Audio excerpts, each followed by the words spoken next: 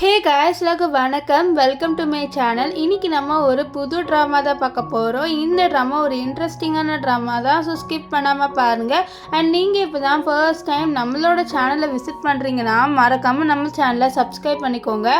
And உங்களுக்கு இந்த video பிடிச்சிருந்துன்னா மறக்காமல் லைக் தட்டி விட்டுருங்க. வாங்க நம்ம வீடியோக்குள்ளே போயிடலாம்.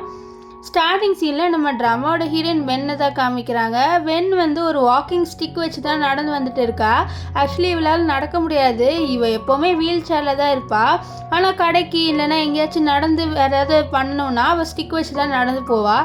இப்போ வந்து அவளோட பையனுக்கு பர்த்டே. ஸோ அதனால் அவள் அந்த ஸ்டிக்கை வச்சு நடந்து போயிட்டு கேக் வாங்கிட்டு வரா.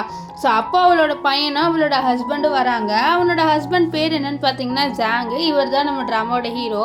இப்போது நம்ம வென் இருக்கால அவளோட பையன் கிட்ட பார்த்தியா அவன் பர்த்டேக்கு நான் ஒரு கேக் வாங்கிட்டு வந்திருக்கேன், நம்ம செலிப்ரேட் பண்ணலாமான்னு சொல்லிட்டு கேட்க, அப்போ ஜாங் வந்து உனக்கே தெரியும்ல இவன் வந்து மியாவோட தான் செலிப்ரேட் பண்ண ஆசைப்படுவான் அப்படின்னு சொல்ல, அப்போ வந்து நம்ம வென்னு ரொம்ப சோகமாயிடுறா. வென் வந்து அவளோட பையன் கையை பிடிச்சிட்டு உனக்காக கேக் வாங்கிட்டு வந்திருக்க அம்மாவா செலிப்ரேட் பண்ணலாம் அப்படின்ற மாதிரி சொல்லி தான் கேட்பா. ஆனால் அவளோட பையன் வந்து அப்படியே தள்ளி விட்டுட்டு எனக்கு உங்களோட செலிப்ரேட் பண்ணலாம் பிடிக்காது, நான் மியா ஆன்ட்டியோட தான் செலிப்ரேட் பண்ணுவேன்னு சொல்லிட்டு அவளோட பையன் வந்து ரூடாக சொல்கிறான். ஜான் இருக்கான்ல அவன் சப்போர்ட் பண்ணுற மாதிரியே இல்லை. அவனும் வந்து ஒரு மாதேவில பார்த்துட்டு அதான் பையன் சொல்கிறான்ல நான் கூட்டிகிட்டு போகிறேன்ட்டு போயிடுறாங்க. ஸோ இதெல்லாம் பார்த்து நம்ம வென் இருக்கால அவள் ரொம்பவே சோகமாயிடுறா. ஆக்சுவலி என்னன்னா அவளோட பையனுக்கும் அவளை பிடிக்காது, அவளோட ஹஸ்பண்ட் அதாவது ஜென்னுக்கும் அவளை வந்து பிடிக்கல. அவங்க இப்போ ரொம்ப க்ளோஸாக வந்து அந்த மியா பொண்ணோட இருக்காங்க. ஸோ நம்ம வென்னுக்கு நல்லாவே தெரியுது ஜாங் அவளை சீட் பண்ணிட்டாருன்ட்டு. அதனால நம்ம வென் என்ன பண்ணுவானா டைவர்ஸ்க்கு அப்ளை பண்ணுறா. அவளோட ஃப்ரெண்டுக்கு தான் கால் பண்ணுறா. அவளோட ஃப்ரெண்டு வந்து ஒரு லாயராக இருக்கா. அவளுக்கு கால் பண்ணிவிட்டு இந்த மாதிரி டைவர்ஸ் பண்ணுண்டி அப்படின்னு சொல்ல, அவள் சொல்கிறது பாரு உனக்கு ஒரு குழந்தை இருக்குது நல்லா யோசித்து தான் முடிவு பண்ணுறியான்னு சொல்லிட்டு கேட்பா.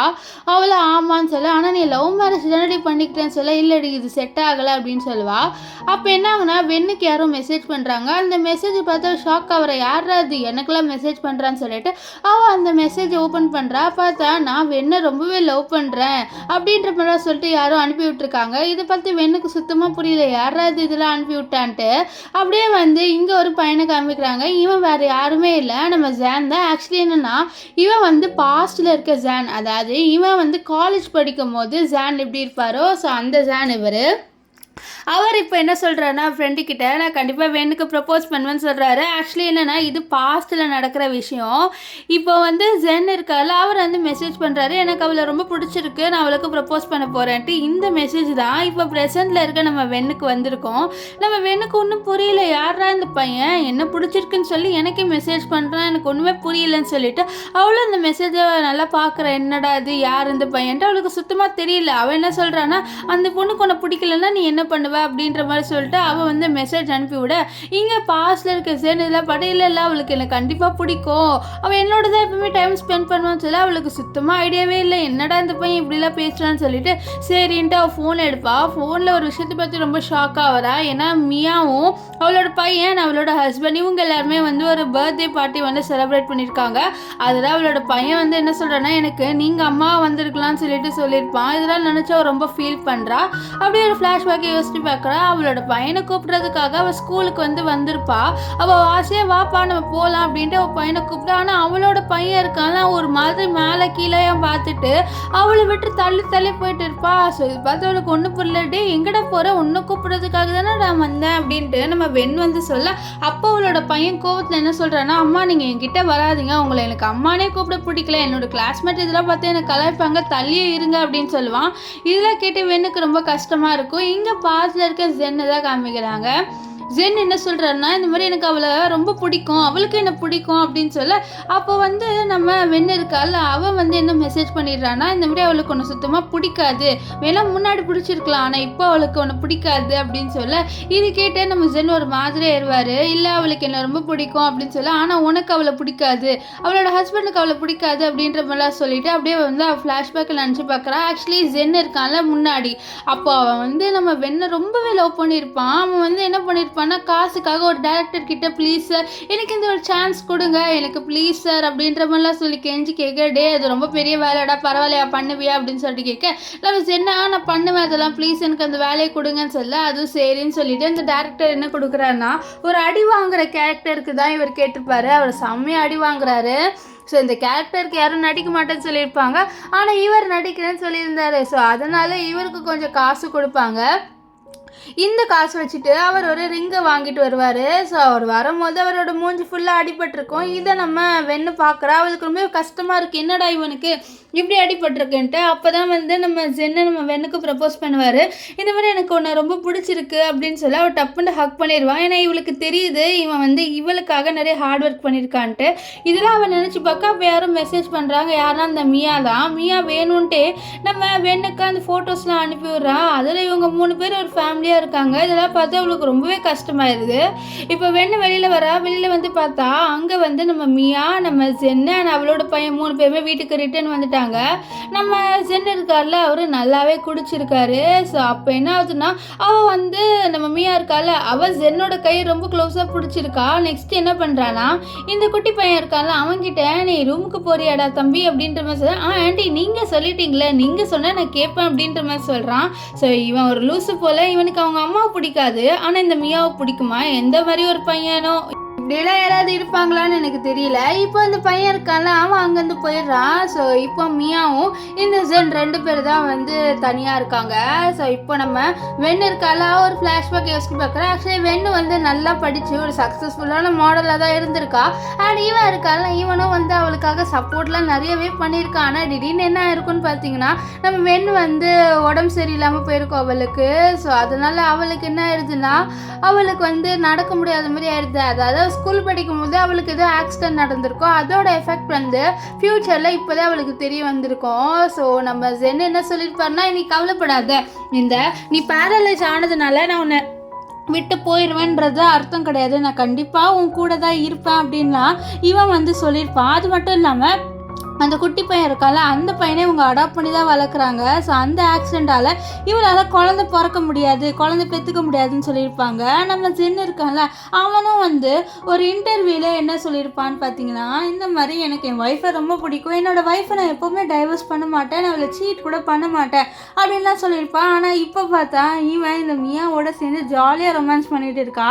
ஸோ மியாவும் ரொம்ப ஹாப்பியாக இருக்கா. ஏன்னா நம்ம ஜென் வந்து ரொம்பவே பணக்காரன். ஸோ இவனை கல்யாணம் பண்ணிக்கிட்டா கண்டிப்பாக அவளும் வந்து ஒரு பெரிய லெவலில் செட்டில் ஆயிடுவா. ஸோ அதனால் அவள் ரொம்ப சந்தோஷமாக வந்து நம்ம ஜென்னோட நைட்டு ஸ்பெண்ட் பண்ணிட்டு இருப்பா.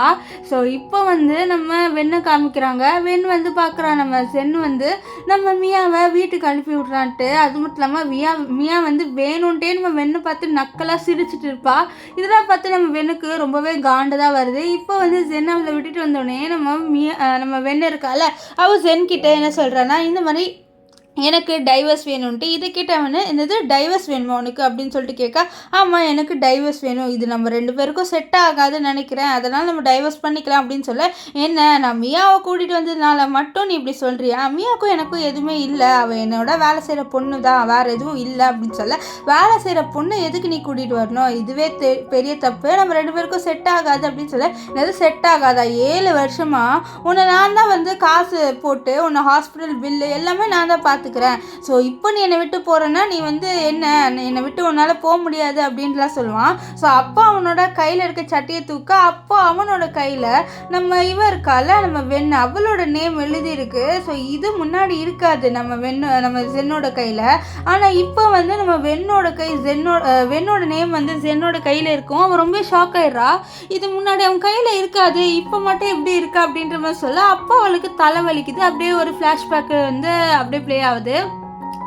ஏன்னா நம்ம வெண்ணு படிச்சுட்டு இருக்கும்போது அவளோட ஃப்ரெண்டு என்ன சொல்கிறா, உனக்கு ஒரு விஷயம் தெரியுமா, உன்னோட நேமை வந்து ஜென்னம்மனோட கையில் பிளேடை வச்சு எழுதிக்கிட்டான் தெரியுமா அப்படின்ற மாதிரி சொல்ல, இதை கேட்ட நம்ம வெண்ணு ரொம்பவே ஷாக் ஆவா. இப்போ வந்து ப்ரெசென்ட்டில் நம்ம வெண்ணு அந்த மெசேஜ் ஓப்பன் பண்ணுறா. அதில் வந்து நம்ம சென்னு அவளோட நேம் எழுதி அனுப்பியிருக்காரு, நான் அவளை ரொம்பவே ட்ரூவாக லவ் பண்ணுறேன், ஸோ அவளை விட்டு நான் போக மாட்டேன் அப்படின்ட்டு. இதெல்லாம் பார்த்த உடனே அவளுக்கு தெரிய வருது அவள் பாஸ்டில் இருக்க சென்னோட தான் சேட் பண்ணிட்டு இருந்திருக்கான்ட்டு. அப்படியே பாஸ்டில் இருக்க சென்னை காமிக்கிறாங்க. ஜென் வந்து ப்ரேயர் ஹால் முன்னாடி வந்து அவரோட கையை காமிச்சு, பார்த்தீங்களா இது எப்போவுமே என்னோட கையில் ஃபார் எவராக இருக்கும் அப்படின்லாம் சொல்லுவார். இதெல்லாம் பார்த்தா நம்ம வெண்ணு இருக்கால அவர் ரொம்ப ஷாக் ஆகுறா. ஜென்னுக்கிட்ட தான் நான் பேசிட்டு இருக்கேன்னா அப்போ என்னோட ஆக்சிடெண்ட்டை காப்பாற்ற முடியும் என்னால் அப்படின்ட்டு அவள் வந்து நினைக்கிறா. இப்போ வந்து நம்ம ஜென் வந்து நம்ம வெண்ணு அதாவது ப்ரெசென்ட் இருக்க வெண்ணுக்கிட்ட தான் சேட் பண்ணுறாரு. அப்படியே வந்து இன்னொரு விஷயத்த அவர் யோசிச்சு பார்க்குறாரு. அவர் வெண்ணுக்கு எப்போவுமே பெஸ்ட்டான பொருளை மட்டும் தான் கொடுக்கணும் அப்படின்னு நினைப்பாரு. ஏன்னா அவ்வளோ வந்து நம்ம வெண்ணை அவர் லவ் பண்ணுறாரு. இப்போ கூட ஜென்னு வெண்ணுக்காக வந்து KFC சிக்கன் வாங்கி கொடுப்பாரு. நம்ம வெண் வந்து வா நீ சாப்பிடு அப்படின்ற மாதிரி சொல்லி கூப்பிடுவா. ஆனால் நம்ம சரி இல்லை நீ சாப்பிடு, இது உனக்காக தான் நான் வாங்கினேன், நீ நல்லா சாப்பிடு அப்படின்ற மாதிரி சொல்ல அவளும் வந்து அது எல்லாம் சாப்பிட்டுட்டு இருப்பா. இங்கே வெளியில் வந்து நம்ம ஜென்னை காமிக்கிறாங்க. ஜென் ஒரு பிரெட்டை மட்டும் வச்சுருக்காரு பன்னு. அதை எடுத்து அவர் சாப்பிடும்போது சொல்கிறாரு இந்த மாதிரி எப்போவுமே வெண்ணு வந்து ரொம்ப சந்தோஷமாக இருக்கணும். ஸோ அதனால் நான் அவளுக்காக என்ன வேணாலும் சாக்ரிஃபைஸ் பண்ணுறதுக்கு ரெடியாக இருக்கேன். எனக்கு ஒன்றும் அந்த சிக்கனை சாப்பிட்டா ஹாப்பியாக இருக்கணும்னு ஆசை இல்லை. அவள் அந்த சிக்கனை சாப்பிட்டா ஹாப்பியாக இருந்தாலே சரி, எனக்கு ஒரு ப்ரெட்டு மட்டும் இருந்தால் போதும். ஸோ எனக்கு வந்து இந்த வெண் வந்து ஹாப்பியாக இருந்தால் போதும் அப்படின்லாம் வந்து நம்ம ஜென் சொல்லிக்கிட்டே வந்து அந்த ப்ரெட்டை சாப்பிடுவார். இந்த விஷயத்த பின்னாடியிலேருந்து நம்ம வெண் வந்து கேட்டுருவா. அவள் ரொம்பவே ஃபீல் ஆயிடுறா. அவள் அப்படியே பக்கத்தில் வந்து உட்காந்து அவளோட தலையை வந்து நம்ம ஜென்னோட தோல்ல சாஞ்சிட்டு நீ ஏன் இப்படி பண்ற, எனக்கு நீ எதுவும் பண்ண தேவையில்ல, நீ என்னோட இருந்தாலே போதும் அப்படின்ற மாதிரிலாம் நம்ம வெண் சொல்லியிருப்பா. இந்த விஷயம் நம்ம வெண்ணுக்கு இப்போ ஞாபகம் வருது. அவள் வந்து நினைக்கிறா முன்னாடி இருந்த ஜென் என்னை ரொம்பவே லவ் பண்ணா. ஸோ அவனால் கண்டிப்பாக என்னோட ஆக்சிடென்ட்லேருந்து என்னை காப்பாற்ற முடியும்னு சொல்லிட்டு அவள் இப்போ டெக்ஸ்ட் பண்ணுறா. ஸோ நான் தான் வந்து ப்ரெசென்ட்டில் இருக்கிற வெண்ணு, எனக்கு ஏன் 37 வயசு ஆகுதுன்னு சொல்ல இதை கேட்ட நம்ம ஜென்னால் நம்ப முடியல.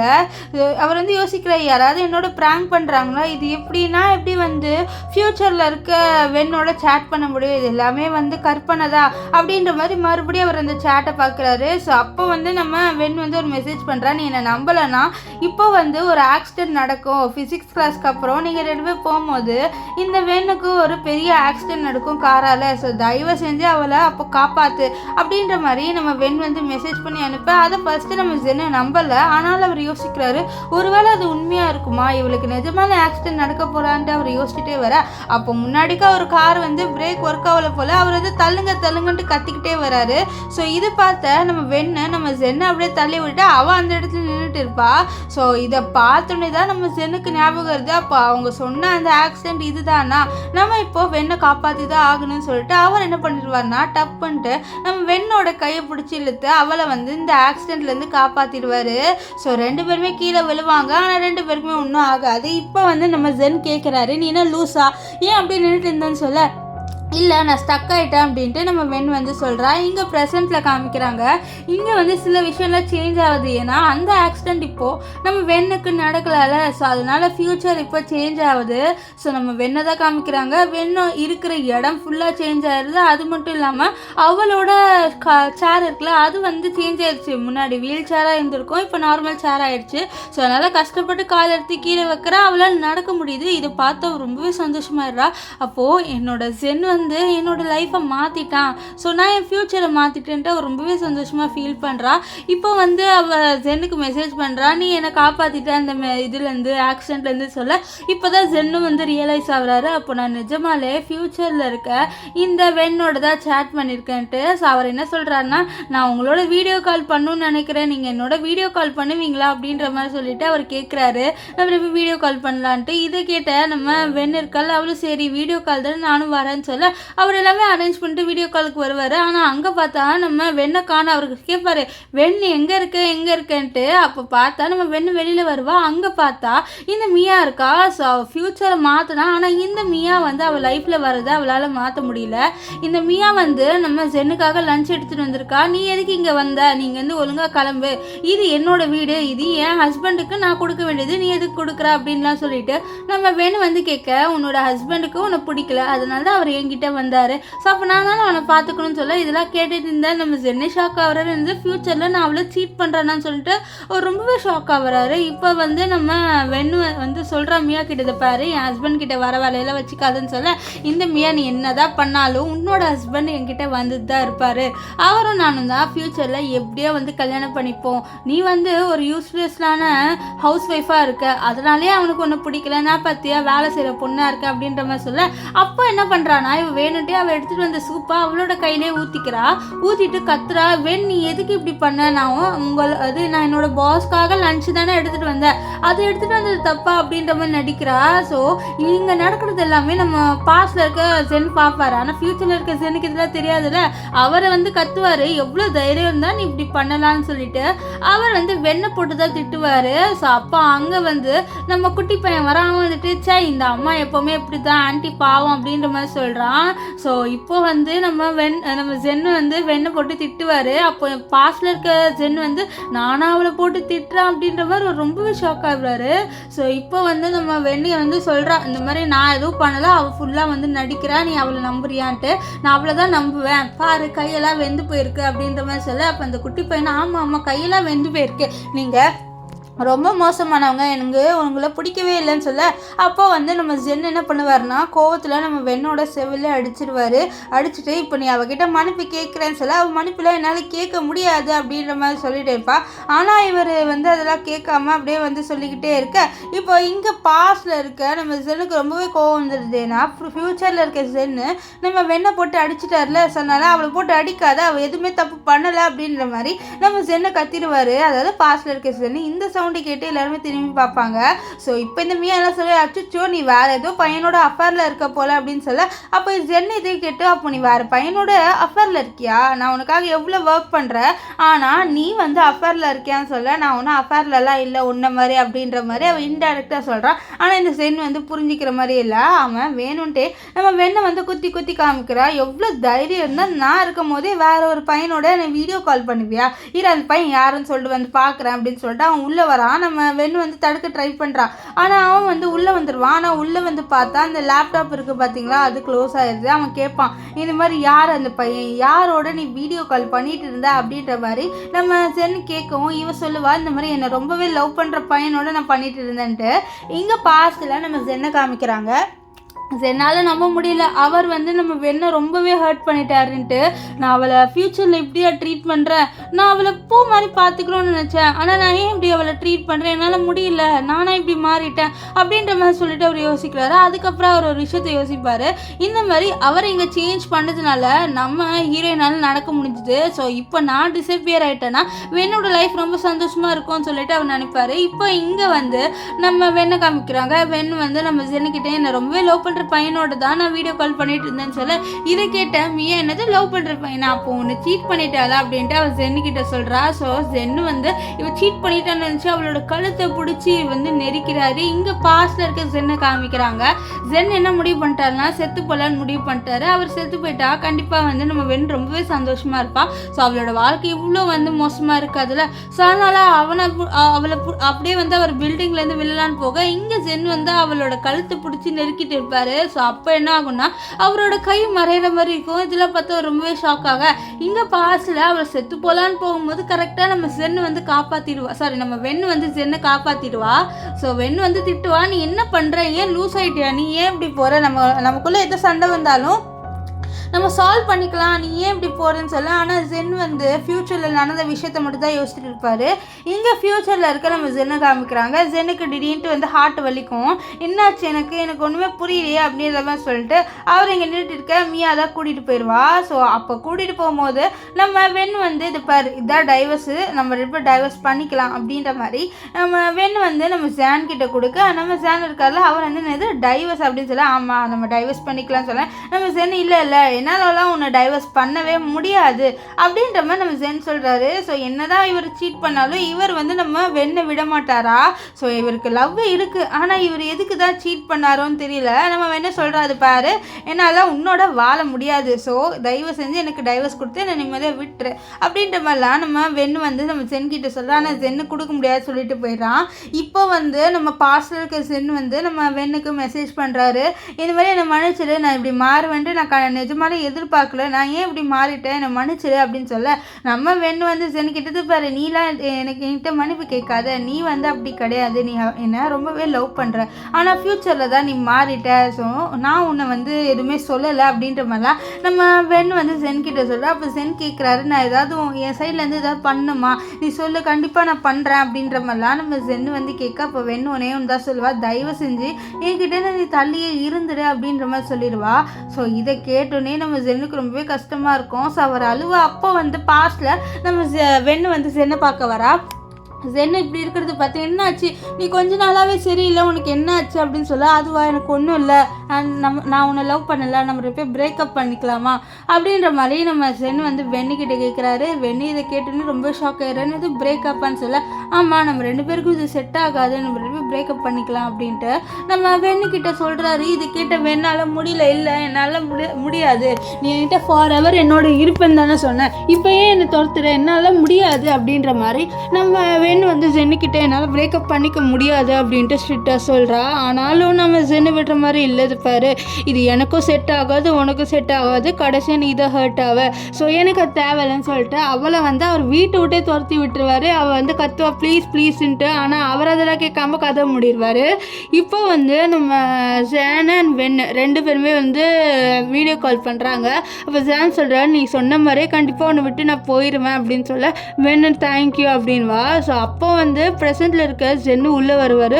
உள்ளே வந்துட்டு இது பாரு என்னால் உன்னை டைவர்ஸ் பண்ண முடியாது அப்படின்ற மாதிரி சொல்ல, இது பாரு நீ பண்ணதெல்லாம் இவ்வளோ நாளாக நான் தாங்கிக்கிட்டு நான் உன்கிட்ட வந்து டைவர்ஸ் வாங்கலைன்னா எப்படி, நீ என்ன ரொம்ப ஹர்ட் பண்ணிட்ட, உனக்கு இப்போது மியா தான் முக்கியம், உனக்கு ஞாபகம் இருக்கா என்னோட அப்பா இறந்தப்போ நான் உன்னை என்னோட அப்பா கிட்டே கூட்டிகிட்டு போக சொன்னேன், ஆனால் நீ என்னை கூட்டிகிட்டு போனியா, நீ அந்த மியா தான் முக்கியம் அப்படின்னு சொல்லிட்டு மியாக்காக மியாவோட போயிட்ட அப்படின்னு சொல்லி, இது பாரு பாஸ்டெல்லாம் எதுக்கு இழுக்கிற அப்படின்னு சொல்ல, பின்ன அதெல்லாம் இழுக்காமல் நான் எவ்வளோ ஹர்ட் ஆகிருப்பேன்னு உனக்கு தெரியுமா, இல்லை அப்போ நீ தனியாக விட்டுட்டு போனேன் அது உனக்கு ஞாபகம் இருக்கா அப்படின்னு சொல்லிட்டு அப்படியே ஃப்ளாஷ்பேக் காமிக்கிறாங்க. ஆக்சுவலி வந்து நம்ம வெண்ணோட அப்பா வந்து இறந்து போயிட்டாரு. ஸோ அவரை பார்க்குறதுக்காக நம்ம வெண்ணு நம்ம ஜென்னு அவளோட பையன் 3 பேருமே போயிட்டு இருப்பாங்க. அப்போ மியா கால் பண்ணி எனக்கு வயிறு வலிக்குது ப்ளீஸ் என்னை பார்க்குறதுக்காக வாங்க அப்படின்ற மாதிரி தான் சொல்லிட்டு கூப்பிடுவா. இதை கேட்டோடனே நம்ம ஜென் என்ன பண்ணுவாருன்னு பார்த்தீங்கன்னா காரை நிறுத்திட்டு என்ன பண்ணுவார்னா நம்ம இவருக்கால வெண்ணை வந்து கார்லேருந்து இறங்க சொல்கிறாரு. ஆனால் அவள் இறங்க மாட்டேன் என் அப்பாவை பார்க்கணும்னு சொல்ல, அதெல்லாம் அப்புறமேட்டு பார்த்துக்கோ அப்படின்ற மாதிரி அவளை அப்படியே வந்து வெளில துரத்தி விட்றாரு. ஆனால் அவரோட பையனையும் வந்து வெளில துரத்தி விட்றாரு. ஸோ துரத்தி விட்டுட்டு என்ன சொல்லுவாருன்னு பார்த்தீங்கன்னா, இந்த மாதிரி நீங்களே நடந்து வேணால் போய்க்கோங்க, எனக்கு முக்கியமான வேலை இருக்குது, மியா பாவம்னு சொல்ல, உனக்கு மியா தான் முக்கியமா, என்னோட அப்பா இறந்து போயிட்டாரு, நான் அவர் பார்க்கணும் சொல்ல, உன்னோட அப்பா இறந்துட்டு போயிட்டார்ல, ஸோ இதுக்கப்புறம் பார்த்தா என்ன பார்க்கலன்னா என்ன, நான் மியா பார்க்க போகிறேன்னு சொல்லிட்டு அவர் அங்கேருந்து கிளம்பி போயிடுவார். ஸோ நடு ரோட்டில் நம்ம வெண்ணையும் ஆனால் அவளோட பையன் 2 பேரையும் விட்டுட்டு அவர் அங்கேருந்து கிளம்பி போயிருப்பார். ஸோ இந்த விஷயத்தை தான் நம்ம வெண்ணி இப்போ ஜென்னுக்கிட்ட சொல்ல, ஆனால் ஜென்னு வந்து அதை அக்செப்ட் பண்ணிக்கிற மாதிரி இல்லை அவள் பாவம் அதனால தான் நான் போனேன் அப்படின்ட்டு. ஓ அப்படியா, அப்போ நீங்கள் 2 பேர் இருக்கிற அஃபேர் எனக்கு தெரியாது அப்படின்னு சொல்லிட்டு நினைக்கிறியா, நீங்கள் 2 பேருமே அஃபேரில் தான் இருந்திருக்கீங்க, அது எனக்கு நல்லாவே தெரியும் அப்படின்ற மாதிரிலாம் நம்ம வெண்ணு வந்து சொல்கிறான். ஆனால் இந்த ஜேன் வந்து கேட்குற மாதிரி இல்லை அப்படியெல்லாம் இல்லை அப்படின்ட்டு.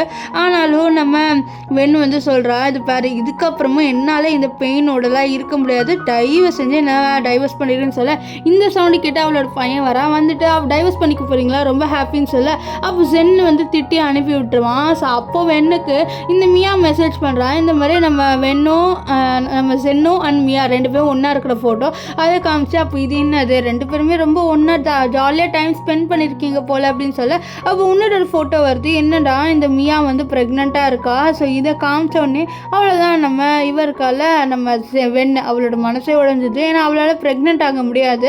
அண்ட் இந்த பையனும் வந்து அவங்க வந்து குழந்தை கிடையாது, அடாப்ட் தான் பண்ணியிருப்பாங்க. அண்ட் இவங்களுக்கு ஒரு குழந்தை பிறக்க வேண்டியதாக இருந்திருக்கும். அப்போ கூட இவர் வந்து அவளை விட்டு போயிருப்பார். ஸோ அதனால் அந்த குழந்தை இறந்தே போயிருக்கோம். ஸோ இந்த விஷயத்தில் சொல்லி காமிக்க ப்ளீஸ் என்னை விட்டு போகாதுன்னு சொல்ல, ஆனால் நான் உன்னை மன்னிக்கவே மாட்டேன், என்னோடய குழந்தை இறந்ததுக்கு காரணமும் நீங்கள் 2 பேர் தான் சொல்லிட்டு அப்படியே வந்து அவள் ஃப்ளாஷ்பேக்கை தான் சொல்கிறா. இந்த மாதிரி அவள் ப்ரெக்னெண்ட்டாக இருந்திருப்பா. ஸோ அப்போ வந்து அவர் ஹாஸ்பிட்டல் போகாத ப்ளீஸ் எனக்கு பயமாக இருக்குது, எனக்கு எப்போ வேணாலும் வந்து பிரசவ வலி வந்துடலாம் அப்படின்லாம் சொல்லுவாள். ஆனால் வந்து ஜென் இல்லை எனக்கு ஒரு முக்கியமான வேலை இருக்குது ஆஃபீஸில், நான் சீக்கிரமாக போயிட்டு சீக்கிரமாகவே வந்துடுவேன், நீ கவலைப்படாதன்னு சொல்லிட்டு அவர் வந்து அங்கேருந்து கிளம்பி போயிருப்பார். ஸோ அன்றைக்கி நைட்டு என்ன ஆயிடுதுன்னா நம்ம வெண்ணுக்கு லேபர் பெயின் வந்துடும். ஸோ அவளுக்கு வந்து வயிறு பயங்கரமாக வலிக்குது.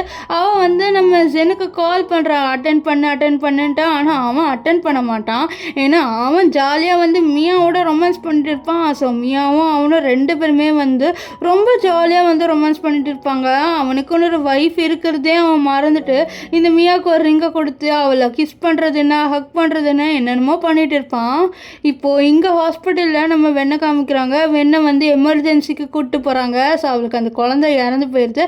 அது மட்டும் இல்லாமல் அவளால் இனிமேல் ப்ரெக்னெண்ட்டும் ஆக முடியாதுன்ட்டு டாக்டர் சொல்லிடுவாங்க. இந்த விஷயத்தில் நம்ம வெண்ணு வந்து சொல்லிட்டு இருக்க, நம்ம இல்லை ப்ளீஸ் என்னை விட்டு போயிடாது, என்னால் நீ இல்லாமல் இருக்க முடியாது அப்படின்லாம் சொல்லுவா.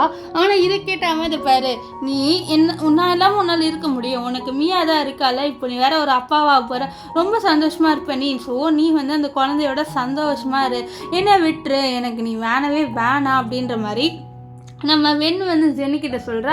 ஆனால் ஜென் இல்லை, நான் விட மாட்டேன், நீ எனக்கு மட்டும் தான், அந்த குழந்தைய நான் அபார்ஷன் பண்ணிடுறேன்னு சொல்லி எந்த அபார்ஷன், அந்த குழந்தை என்ன பாஸ் செஞ்சுட்டுன்ட்டு நம்ம வெண் சொல்ல. அப்போ வந்து நம்ம பாஸ்டில் இருக்க ஜென் இதெல்லாம் கேட்டுட்டு அவளை விட்டுரு அப்படின்ற மாதிரி சொல்லுவார். இதை கேட்ட ஜென் யார் இது அப்படின்னு சொல்லிட்டு வந்து பார்த்தோன்னே ஷாக் ஆகிற. நீயா என்ன மாதிரி, நீ ஏன் இப்படி இருக்க, என்ன மாதிரியே இருக்க அப்படின்னு சொல்லிட்டு கேட்க, அதுக்குள்ளே நம்ம வேணும் இங்கேருந்து கிளம்புனீங்க அப்படின்ட்டு அவனை வந்து அந்த வீட்டோட்டே துரத்தி, அதாவது அந்த ரூம் விட்டு துரத்தி விட்டுறாரு. ஸோ இப்போ வந்து நம்ம பாஸ்ட் இருக்க சென்னும் அண்ட் ப்ரெசன்ட்ல இருக்க ரெண்டு பேருமே தான் பேசிக்கிறாங்க. ஸோ அப்போ சென் வந்து நீ அவனை விட்டு போயிரு, அவன் பண்ண தப்புக்கு அவன் அனுபவிக்கட்டும், என்னை மன்னிச்சிரு, நான் இப்படி ஒரு பெரிய தப்பு பண்ணுவேன்ட்டு நான் எதிர்பார்க்கல, என்னை மன்னிச்சிருன்னு சொல்லி பாரு, நீ எந்த தப்புமே பண்ணலை, இந்த ஃப்யூச்சரில் இருக்க சென் தான் தப்பு பண்ணா, நீ எதுவும் பண்ணலை, பாய் அப்படின்ற மாதிரி வென் வந்து ஃபோனை கட் பண்ணிடுவா. இப்போ வந்து பாஸ்ட்டில் நம்ம ஜென்னுக்கிட்ட வென் வந்து நீ ஏன் இப்படி பண்ணுற, பிரேக்கப்பில் என்ன பண்ணாத அப்படின்னு சொல்லி பாரு, நான் வந்து உன்னை பிரேக்கப் பண்ணுறதுக்கு நிறையவே ரீசன் இருக்குது, இது நம்ம ரெண்டு பேருக்கும் செட் ஆகாது, அது மட்டும் இல்லாமல் நான் இப்போ அப்ராட் போகிறேன், ஸோ அதனால தான் சொல்லி அப்ராட் போடியா நீ, இது பாரு, இதெல்லாம் எதுவும் பண்ணாத ப்ளீஸ், நீ என்னோட ஃபார் எவர் இருப்பேன்னு தானே சொன்னேன், இதெல்லாம் பண்ணாத சொல்ல, இல்லை நம்ம ரெண்டு பேருக்குமே செட் ஆகாதுமா, அதனால தான் சொல்லிட்டு அவன் வந்து அங்கேருந்து போகிறான். ஸோ அப்போ வந்து நம்ம வெண்ணு இது பாரு, நீ செட் ஆகாதுன்ட்டு இல்லை, அப்போ நான் எதுக்கு உயிரோடு இருக்கணும், நான் செத்து போகிறேன், நீ இல்லாத வாழ்க்கை எனக்கு வேணான்னு சொல்லிட்டு அவள் பில்டிங்லேருந்து குதிப்பா. ஆனால் அவளுக்கு லைட்டாக தான் அடிப்படும். ஸோ இதை பார்த்து அவர் நீ ஏன் இப்படி பண்ணுற, இது பாரு இதெல்லாம் பண்ணாதுன்னு சொல்லிட்டு அவர் அழுவார். அழுந்துட்டு அவளை ஹாஸ்பிட்டலில் அட்மிட் பண்ணுவார். அட்மிட் பண்ணிவிட்டு என்ன சொல்லுவார்னா, இது பாரு நான் இது நம்ம ரெண்டு பேரும் நல்லதுக்கு தான் பண்ணுறேன், நீ வந்து என்னால் ஹர்ட் ஆகக்கூடாது, எனக்கு உன்னை ஹர்ட் பண்ணவும் எனக்கு கஷ்டமாக இருக்குது, தயவு செஞ்சு நீ என்னை விட்டு போனாதான் நீ நிம்மதியாக இருப்ப அப்படின்ற மாதிரிலாம் சொல்லிட்டு அவள் கையை பிடிக்க. அப்போ வந்து வெண்ணி ஏஞ்சிட்டு நீ என்னை விட்டு போக மாட்டேல்ல அப்படின்ற மாதிரி தான் சொல்லிட்டு கேட்க, இல்லை நான் உன்னை விட்டு போக தான் செய்கிறேன், நீ வந்து நான் இல்லாமல் நிம்மதியாக இரு, நம்ம ரெண்டு பேருக்கும் செட் ஆகன்னு சொல்லிட்டு அவர் அங்கேருந்து கிளம்பி போகிறாரு. ஸோ இப்போ இங்கே வந்து நம்ம வெண்ணை தான் காமிக்கிறாங்க. வெண்ணை இப்போ வந்து வேறு ஒரு அப்பார்ட்மெண்ட்டுக்கு வந்துட்டா. ஸோ அங்கே வந்துட்டு அவள் வந்து டைவர்ஸ் பேப்பர் எல்லாமே வந்து நம்ம ஜென்னுக்கு சென்ட் பண்ணிட்டா. ஸோ அப்போ வந்து அவளோட மொபைல் எடுக்கிறா. அதில் ஒரு நியூஸ் ப்ளே ஆகுது, இந்த மாதிரி ஜென்னுக்கும் இந்த மியாவுக்கும் ரெண்டு பேருக்கும் அஃபேர் இருந்திருக்கு, அவங்க ரெண்டு பேரும் ஏதோ ஹாஸ்பிட்டல் வந்திருக்காங்க, இந்த மியா ப்ரெக்னெண்ட்டாக இருக்கான்னு நினைக்கிறேன் அப்படின்ற மாதிரி சொல்லிட்டு நியூஸ் போயிட்டு இருக்கு. இங்கே வந்து நம்ம வெண்ணையும் நம்ம ஜென்னையும் மியாவையும் காமிக்கிறாங்க. நம்ம ஜென் வந்து மியாவை படுத்துட்டு வர, எவ்வளோ தைரியம் இருந்தால் நீ என் ஒய்ஃப்க்கு அதை அனுப்ப சொல்லுவோம், உன் ஒய்ஃபை, அப்போ நம்ம ரெண்டு பேரும் யார், நீ என்னோட தானே அஃபேரில் இருக்க, ஸோ என்ன அவளை விட்டு என்ன தானே வரப்போகிறேன்னு சொல்ல, உன்கிட்டயா, நீ என்னோட பெட் டைம் மட்டும்தான், உன்னை நான் வந்து லவ்வே பண்ணலை, நீ வெறும் எனக்கு டைம் பாஸ் மட்டும்தான், அந்த குழந்தையும் வந்து நீ அவாய்ட் பண்ணினது, என் குழந்தைய நான் அவாய்ட் பண்ணுவேன், தயவு செஞ்சு என் குழந்தையெல்லாம் என்னால் அவாய்ட் பண்ண முடியாது அப்படின்ற மாதிரி அவள் சொல்கிறா.